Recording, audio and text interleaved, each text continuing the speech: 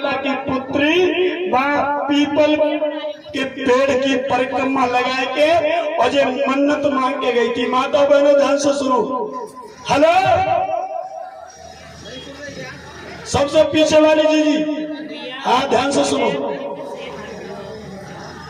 People के वृक्ष के हाथ जोड़ के ग्वाला की पुत्री कह के गई थी कि हे पीपल देवता, मेरे पेट से जब कोई बच्चा पैदा होगा तो मैं तुम्हें प्रसाद के रूप में खीर चढ़ाने आऊंगा। याद रखना। और ये ग्वाला की जो पुत्री है ये अहिर की बेटी थी। अहिर की, अहिर एक जाति होती है जो ठाकुरों में गिनी जाती है। और इधर सिद्धार्थ गौतम को नरेंद्रा नदी के किनारे में वही पीपल के पेड़ के नीचे तपस्या करते करते करते करते करते करते 6 साल पूरी। और सिद्धार्थ गौतम की हड्डियों का ढांचा बन गया। सांसें जाती हैं आती हैं, जाती हैं आती हैं। और कभी कभी तो ऐसी हालत हो गई मेरे धर्म बंधुओं कि सिद्धार्थ गौतम की सांस चली जाए और लौट के बहुत देर में आए, क्योंकि कंडीशन बहुत खराब हो गई मित्रों। जिस आदमी को 6 साल भोजन न मिले वो आदमी जिंदा रहेगा।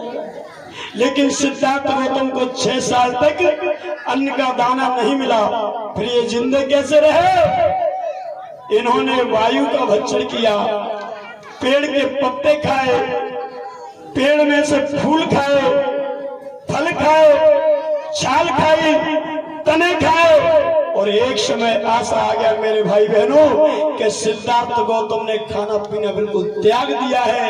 अब तो एकांत मुद्रा में आंखें बंद करके बैठ गए। चारों तरफ से टीला बन गया है, मिट्टी का टीला लग गया है। ऐसे लग रहा था जैसे सांपों का बामू हो। ये सिद्धार्थ गौतम की कहानी है। त्याग तपस्या में बड़ा बल होता है।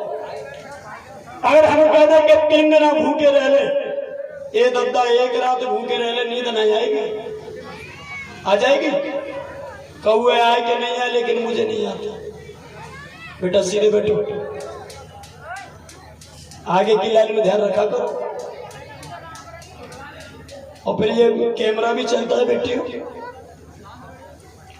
बोले तथागत बुद्ध भगवान की।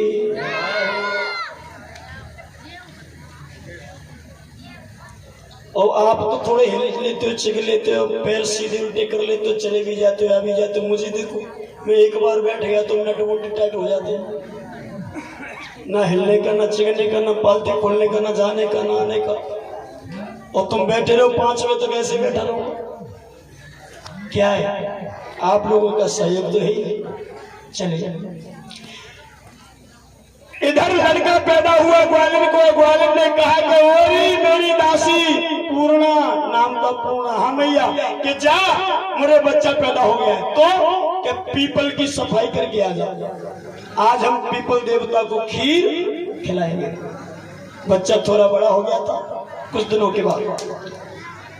वो पूर्णा गई है, उसने देखा कि पीपल के पेड़ के नीचे स्वयं सिद्धार्थ गौतम बैठे हैं। एकदम से घबराने लगी और लंबी लंबी सांसें लेकर के लौट के घर आई। मैया मैया मैया, ओए मैया! कब पागल है गई, क्या चिल्ला रही? मैया का भाई तेरे सरकारी देख रहे, क्या हो गया? तुम तो ये करी पीपल देवता की सफाई करे। मैया वहां तो स्वयं पीपल देवता बैठी थी। उस सिद्धार्थ को तुमको देख के आ गई। सुजाता कहने लगी काय को सेकंड में खोपड़ी की, काय को पागल हो गई है। अरे पीपल देवता कभी प्रकट नहीं होते, शायद तेरी नजरों ने धोखा खाया है। कि ना ना मैया ना, हम सही कह रहे। 2 आंख, 1 नाक, अच्छो सुमो, पूरे शरीर को ढांचो, स्वयं पीपल देवता बैठे, ना हिले रहो, ना चिगे रहो, ना आंखें ऊपर नीचे कर रहो, बस वो तो भूतरा समझ के बैठो। ग्वाला सोचने लगी चलो चल के देखें। और जब मैया ने 1000 गैया का दूध निकाला, देखना है ये इतिहास वाला पवित्र ग्रंथ है, सुनेंगे तो आनंद आता है। 1000 कपिला गौओं का दूध निकाला है और 1000 कपिला गायों का दूध निकाल करके मैया ने सुंदर खीर बनाई पीपल देवता के लिए।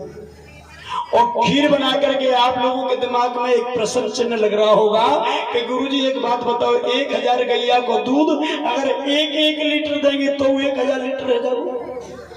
वो जो खीर कई में बनी कौन सौ 50 में बनेगी, और पीपल देवता तो 100 ग्राम की जरूरत होती, फिर इतनी दूध। तो मेरे भाई बहनों ध्यान रखना, जरा दिमाग लगाने की जरूरत है। 1000 गैयाओं से दूध तो निकाला लेकिन पूरा दूध यूज नहीं किया। हर एक गैया के दूध में से 2-2 बूंद लेती गई और थोड़ी सी खीर बना ली। 1000 गैया के दूध का खीर ऐसे बन गई। और सोने के पात्र में, सोने के कटोरा में खीर लेकर के आज मैया सुजाता अपनी संग सहेली नाम का पूर्णा वह लेके चलिए। सिद्धार्थ गौतम 6 साल की तपस्या निर्णय नदी के किनारे बैठ के कर रहे। अब हम बताना चाहते हैं कि 29 साल की उम्र में सिद्धार्थ गौतम ने घर को छोड़ा है और बुद्धत्व प्राप्त जब हुआ तो कितने साल की उम्र थी सिद्धार्थ की। और सिद्धार्थ गौतम, अभी तक इनका नाम सिद्धार्थ गौतम है, लेकिन थोड़ी देर के बाद इनका नाम बुद्ध हो जाएगा। लेकिन होगा कब, मैं 1 ही मिनट में आपको बता रहा हूं। अरे बहनी सुजाता, ए बहनों, ए माता, रक्षाबंधन को तुम गाती हो मल्हार, मल्हार गाती हो। झूला तो पड़े गए अमुआ की डाल पे जी। अच्छा एक बात बताओ, यहाँ से वहां तक मेरी जीजी बैठी है, बहना बैठी है, माता बैठी है, बेटियां बैठी है। मैं तुम सभी से बहुत प्रेम करता हूँ, मैं आप सभी का बच्चा हूँ, भैया हूँ, बेटा हूँ, बस इतना बता दो क्या जितनी बहन बेटियां बेटे अपने भैया को कौन कौन प्रेम करती है, अपने भैया को कौन कौन प्रेम करती है? हाथ उठाओ, उठाओ हाथ, सब करती हैं। तो फिर इतना और बताओ कि रक्षाबंधन के दिन अपने भैया की सोनी कलाई पर राखी कौन कौन बांधती हो? हाथ उठाओ, उठाओ हाथ। क्या बात है, धन्यवाद जी, पक्की अपडेट करवा दी। ये परम आदरणीय हमारे अजय सिंह दादा आगरा से आए हैं, जो महापुरुषों की सामग्री दुकान के माध्यम से लाए। एक मुझे बाबा साहब की कलम और 22 रुपए का सहयोग दे रहे हैं। एक बार जोरदार तालियां बजा दीजिए इनके लिए।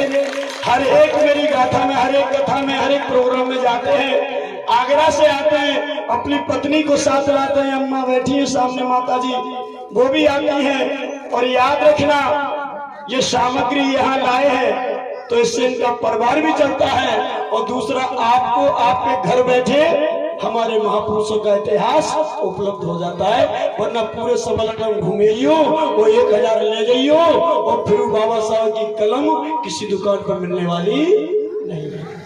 उसका कारण भी है कि ये दुष्ट, ये दुकानदार भी हमारे बाबा साहब अम्बेडकर की कलम रखना पसंद नहीं करते। ये षड्यंत्र है। देख रहे कितने कट्टरपंथी है वो लोग, क्या उनकी इस कलम की बिक्री से पैसा आएगा उनके घर में? कलम को बेचेंगे तो पैसा तो आएगा बनिया के घर में, लेकिन वो बनिया इतना होशियार है कि बाबा साहब की कलम को मैं बेचूंगा तो बाबा साहब का प्रचार हो जाएगा। और ये लोग बाबा साहब का प्रचार नहीं चाहते, ये गांधी का प्रचार चाहते हैं। ये सत्यता, इसमें किसी की बुराई नहीं है, ये सत्यता है, इसमें किसी की बुराई नहीं है। और ये फोटो, ये नोट में गांधी जी का फोटो है। गांधी जी ने मेरे कोई 10वीं का खेत नहीं काटा, गांधी जी ने मेरे बच्चे को कभी चाटा नहीं मारा, गांधी जी ने कभी मुझे आकर के गाली नहीं दी। ये मेरे कोई जाति दुश्मन नहीं है। लेकिन बात एक बात की है, सरकार, हे वर्तमान सरकार, हे परम आदरणीय मोदी जी, हे परम सम्मानी शिवराज सिंह चौहान मामा जी, हे योगी जी, मैं आपसे पूछना चाहता हूं, जिस परम पूज्य बाबा साहब डॉक्टर भीमराव अंबेडकर ने दुनिया का सबसे अच्छा संविधान लिख करके भारत देश की तस्वीर और तकदीर बदल दी, ऐसे मसीहा का फोटो आज तक नोट पर क्यों नहीं लगाया? ये सवाल समझ पता बोध करता है। मुझे गांधी जी से कोई दुश्मनी नहीं है। अगर इधर गांधी जी है तो इधर मेरे बाबा का फोटो लग जाएगा तो क्या दिक्कत है? कोई दिक्कत है? हम ये नहीं कह रहे कि इसको हटा दो, हम ये नहीं कह रहे कि इसको हटा दो, लेकिन बेईमानो एक तरफ देश की तकदीर बदलने वाले का फोटो लगा दो। हम ये चाहते हैं, हम ये चाहते हैं कि एक तरफ देश की तकदीर बदलने वाले का फोटो लगा दो। तब मेरे जैसे पागल ने एक गीत लिखा था, 2 लाइन पढ़ रहा हूँ, सिर्फ 2 लाइन, उसके बाद अपनी कथा पे आ जाएंगे। वही ग्वालियर पुत्री लेकर खीर चली है। 2 लाइन इस फोटो के ऊपर पढ़ रहा हूँ क्योंकि मैं हाजिर जवाब कवि हूँ, हाजिर जवाब गायक हूँ और हाजिर जवाब ही कलाकार हूँ। सुनेगा इस फोटो पर कि फोटो किसी का कहीं पे हो, क्या करना नोट से। आई डोंट माइंड, मुझे कोई दिक्कत नहीं है किसी का फोटो कहीं पर भी हो। और मैं कह रहा मेरी दूसरी लाइन ध्यान से सुन लो, आपकी तालियां जरूर बजेंगी कि फोटो किसी का कहीं पे हो, क्या करना नोट से। नेक्स्ट सुन ने, और हम तो तुम तो हम सब तो मिशन बढ़ाएंगे डंके की चोट से।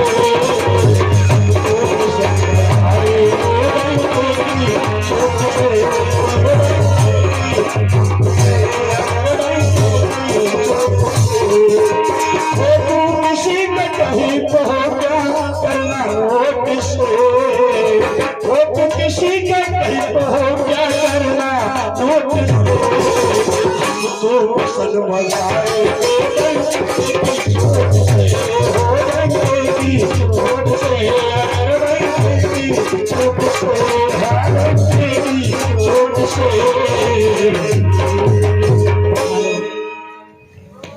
भैया की कलाई पे कौन कौन राखी बांधती है? एक बार हाथ उठाओ। तुम्हें भैया की सौगंध झूठ ना बोलो, हाथ उठाओ। जिज्जे पूरे उठाओ, पूरे उठाओ। कितनी धार्मिक बेटियां हैं। और मैंने अभी कमेंट किया था, वादा किया था कि जो परिवर्तन आपके क्षेत्र में 50 साल से नहीं हुआ, वो आज इसी रात में अगर मैंने परिवर्तन नहीं कर दिया तो आज के बाद सुमन प्रताप बौद्ध को इस क्षेत्र में बुलाने की आवश्यकता नहीं है। और तुम्हें नहीं, ब्राह्मण से लेकर वाल्मीकि तक की समस्त बेटियां, बहनें, भाई सभी सुने, सभी जाति के लोग। अगर मैं झूठ बोलूं तो मंच से नीचे उतरूंगा, फिर इतिहास की जानकारी मुझसे ले लेनी तो मुझे अपनी दे देनी। मैं मेरी बहनों से सवाल करूंगा, जरा बोलना आप लोग, बोलना जरूर तो बात बनेगी। रक्षाबंधन को तुम राखी बांधती हो तो किसकी कलाई पे बांधती हो? बेटा की पे बांधती हो कि भैया की पे? आवाज नहीं है मुंह में, बोलना तो पड़ेगा। मैं डांटता जरूर लेकिन अपना समझ के डांटता हूं। किसकी कलाई पे बांधती हो? जोर से बोलो। अब ऐसे प्रोग्राम करना, ऐसे कथा करना, मेरा भी दिमाग ऑफ हो जाता है। क्या पढ़ाऊंगा ये, क्या मेरे से समझेंगे? आपके मुंह में जबान नहीं है।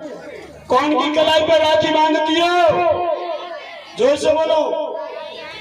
तुम्हें अपने अपने भैया, बेटा, पति की सौगंध है। अब की पूछ तो बोलना, कौन की कलाई पे बांधती हो? अब नहीं मत जाए। इसको कहते हैं अंधविश्वास, इसको कहते हैं मानसिक गुलामी। इससे तुम निकल नहीं पाओगे। जब से मैं पैर छू के हाथ जोड़ के कह रहा था कि मुंह से बोलो, तुम बोली नहीं। और जैसे ही मैंने अंधविश्वास का ठप्पा लगा दिया, तुम्हारे अंदर डर घुसा दिया, कसम दे दी, तो मुंह से आवाज निकली कि मन नहीं जाए बेटा, भैया, पति। और मैं कह रहा हूं, 1000 बार कसम खा जाऊं अपने बेटा की, वो नहीं मरेगा, क्योंकि मरते नहीं है कसमों से। और कसमन तो अगर आदमी मन जाए तो मैं तो पूरे पाकिस्तान की कसम खा जाऊं। क्या दिक्कत है? गलत बात है ना? मैं पूरे चीन की खा जाऊं? ये तो दुश्मन है हमारे देश के। और दुश्मन में बंदूक लगाए भी की जरूरत क्या है? नहीं तो सामान्य दुश्मन हुआ है, सो पट के राम सिंह ही पट बच जाएगा। देर लगेगी ना मुर्गी में? कसमों से आदमी बनने वाला, फिर भी तुम्हारे अंदर डर कसम का है। हम भी उसका सहारा इसलिए ले लेते कि चलो वही तरीका तो तुमको ने। अब मैं तुम्हारे डर निकाल रहा हूं। एक बार तुम मुझे अपना भाई समझते हो, मेरी बुजुर्ग माता बेटी अपना बेटा समझती हूँ। आज की नाइट का आखिरी में आपका यहाँ आया हूँ, चला जाऊंगा, फिर पता नहीं लौट के कब आऊंगा। इस रोड से तो मैं 50 बार निकल गया हूँ, कई बार निकल गया, लेकिन आप लोगों की इस धरती पे पहली बार मैंने आप लोगों के दर्शन किए हैं। इसलिए मेरा सहयोग कर दीजिए, एक बार जोर से बोल दीजिए, रक्षाबंधन के दिन कौन की कलाई पर राखी बांधती हो? धन्यवाद। भाई की पे, अरे झूठियो, जब रक्षाबंधन पर भाई की कलाई पर राखी बांधती हो, उस समय पर तुम्हारा वो भैया नहीं होता है, उस समय पर तुम्हारा वो सैया होता है।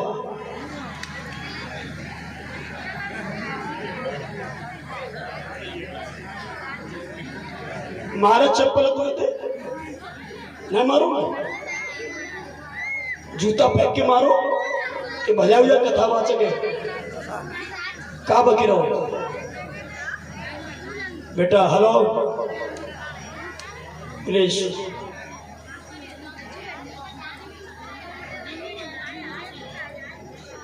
फिर जब मैं डांटता हूं तो तुम्हारा चेहरा लटक जाता है। मैं कह रहा हूं कंट्रोल हो जाए।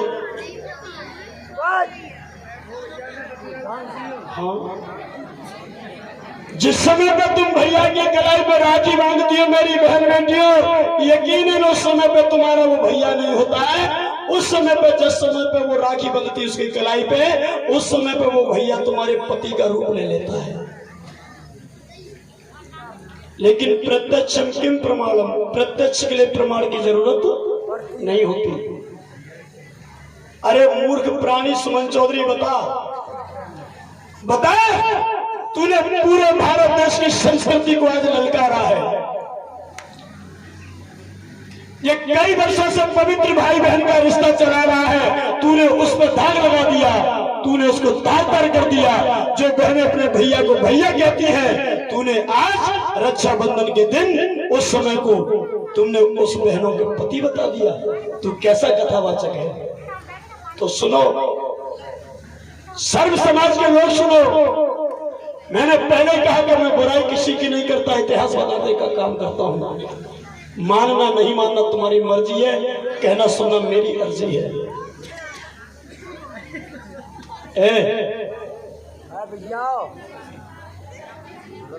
सूरा होश में रह बेटा, पीटूंगा तेरे को तुम। हाँ, जो सूरा भी बहुत शानदार गाता है, जो सूरा इतना अच्छा गाता है कि हम किसी भी कलाकार की आवाज इतनी अच्छी नहीं है। सच बोल रहा हूँ। सूरा का गाना कौन कौन सुनेगा? हाथ उठाओ। लेकिन अभी नहीं, थोड़ी देर के बाद। अभी तो रक्षाबंधन का पोस्टमार्टम कर दो।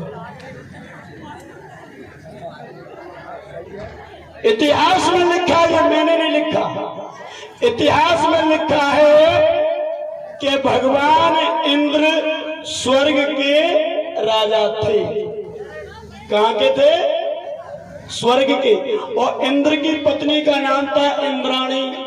और इंद्राणी को ये वरदान लगा था, ये मैं नहीं कह रहा था, मैं नहीं कह रहा हूं, इंद्राणी को देवताओं का ये वरदान लगा था कि तू जिसकी कलाई पे अपना पल्लू फाड़ के, अपना चीर फाड़ करके बांध देगी, वो आदमी कभी युद्ध के क्षेत्र में हारेगा नहीं, वो जीतेगा।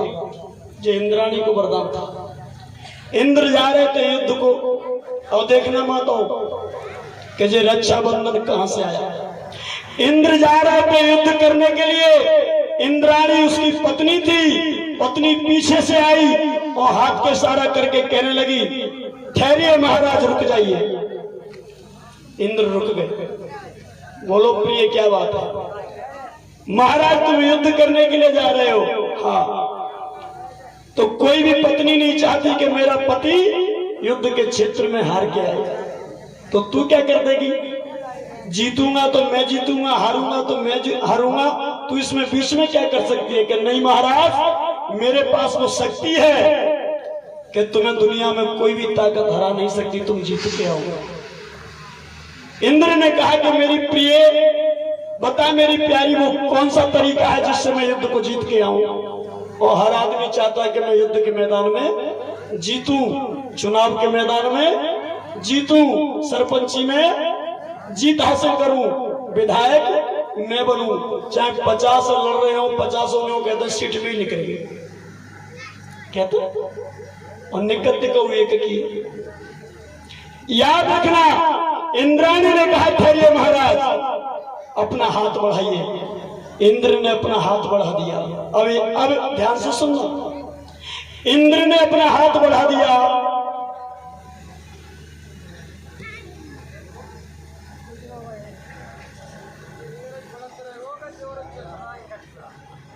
इसमें लिखा है, जिसको चाहिए मैं दे दूंगा। इसमें लिखा है, इंद्र ने अपना हाथ बढ़ा दिया और इंद्राणी ने अपना पल्लू फाड़ करके अपने पति की कलाई पे वो बांध दिया। चीर मतलब धागा बांध दिया, बंधन काय का, जिससे इसकी रक्षा युद्ध के क्षेत्र में होगी। ये बंधन बांधा है, रक्षा युद्ध के क्षेत्र में होगी, तो रक्षा करने वाला बंधन बांधा, इसलिए इसका नाम पड़ गया रक्षा का बंधन। और आगे चल के इसी को नाम दे दिया रक्षा बंधन। अब मैं तुम्हें पूछना चाहता हूँ, मुंह से आवाज निकलना चाहिए, ये हाथ की कलाई पर रक्षा बंधन किसने बांधा था? बहन ने बांधा था कि पत्नी ने बांधा? बोलिए, बोलना तो पड़ेगा। किसने बांधा? बहन ने के पत्नी ने? भैया की कलाई पे के पति की कलाई पे? पति की पे। आज कौन बांध रही है? बहन। कौन की कलाई पे? भैया की पे। तो अब मैं तुम्हें पूछना चाहता हूं, ये त्योहार पति पत्नी का है कि बहन भाई का है? पति और पत्नी का है। तो माता बहनों बेटियों, जिस समय पे हमारी बहन भैया की कलाई पे ये रक्षा बंधन बांधती है, उस समय पे बहन का रूप नहीं होता है, वो पत्नी इंद्राणी का रूप हो जाता है। याद रखो, यही सच्चाई है, ये इतिहास में लिखा है।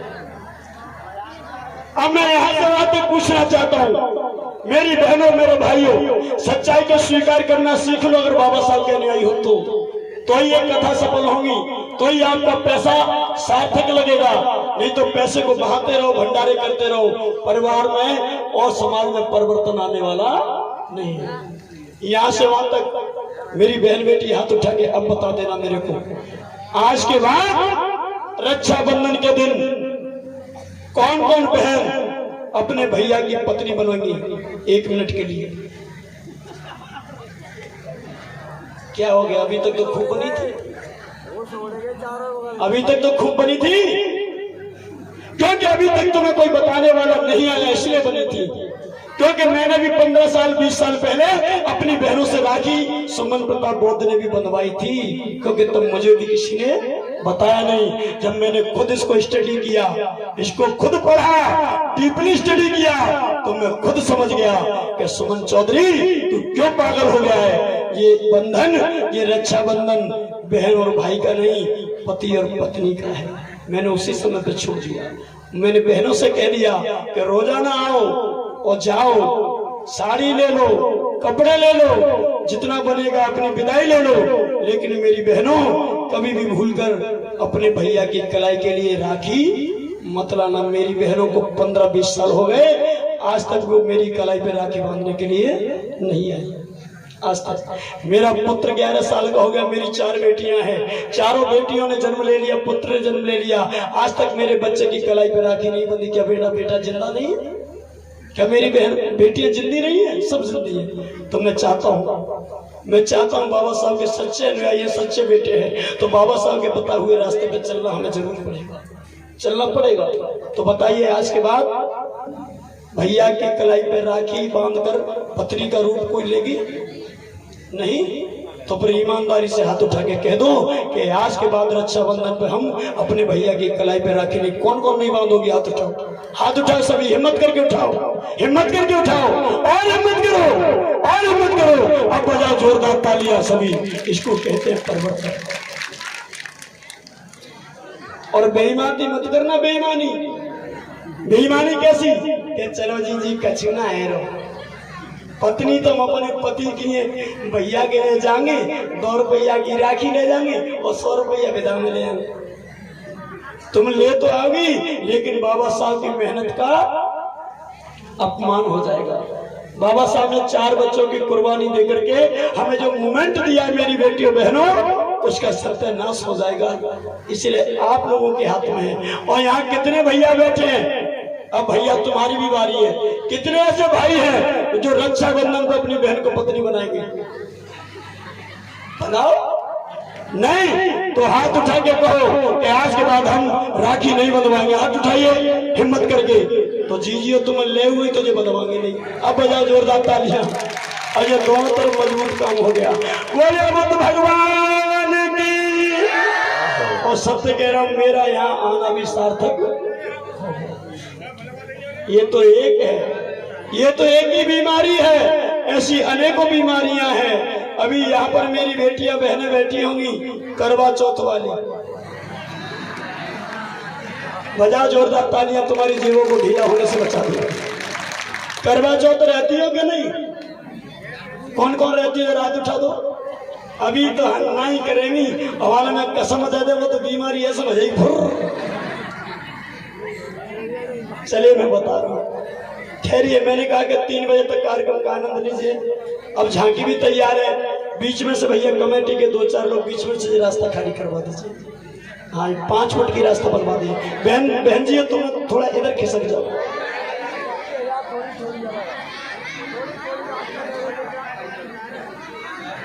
बहुत शानदार झांकी आएगी। और नौजवान भी अपना दिल थाम कर बैठना। और छोटे बच्चों को, मेरी बहन बेटियां छोटे बच्चों को अपनी गोद में ले लेना। इधर लाखन सिंह ठेकेदार कमेटी कार्यकर्ता 50 रुपए दे रहे। रघुवीर दुलावत जी कमेटी कार्यकर्ता 50 रुपए दे रहे इसी गीत के ऊपर खुश होकर के। और सुनील यदुवंश चंद्रवंशी ग्राम गुलाबी वाले ये 10 रुपए का सहयोग कर रहे हैं। बहुत बहुत साधुवाद, धन्यवाद।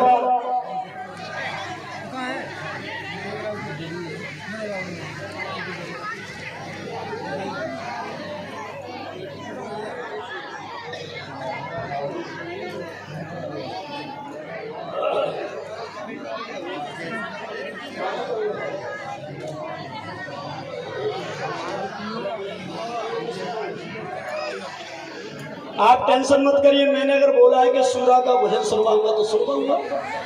हाँ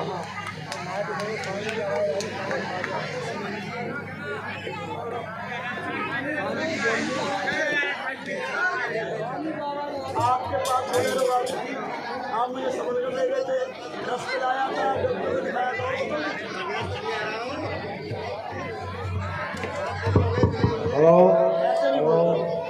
कमेटी वालों से निवेदन है, जो हमारे गायक कलाकार बैठे हैं उनकी पानी की व्यवस्था करी जाए। लाखन ठेकेदार से मेरा निवेदन है कि गायक कलाकारों के लिए पानी भिजवाए। हाँ बिल्कुल। चलिए बैठ जाइए। अरे जीजियो, ओ बहनों, अरे जीजियो, ओ माता जी, कौन के जूता ले जा रही तुम? ऐसे चोरी नहीं करो, बैठ जा। अबे तो 1:30 बजे, 1.5 घंटा की बात हो रही है। और मैं सही कह रहा हूँ, धीरे धीरे निकल जाए, पता ही नहीं चलेगा।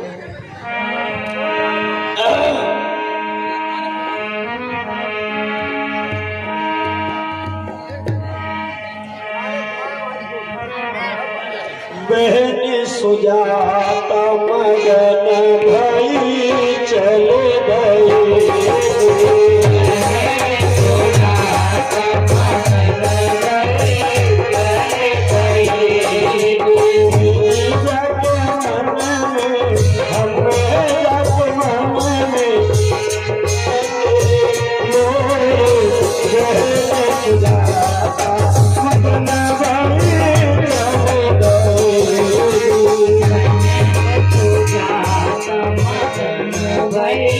चले गई।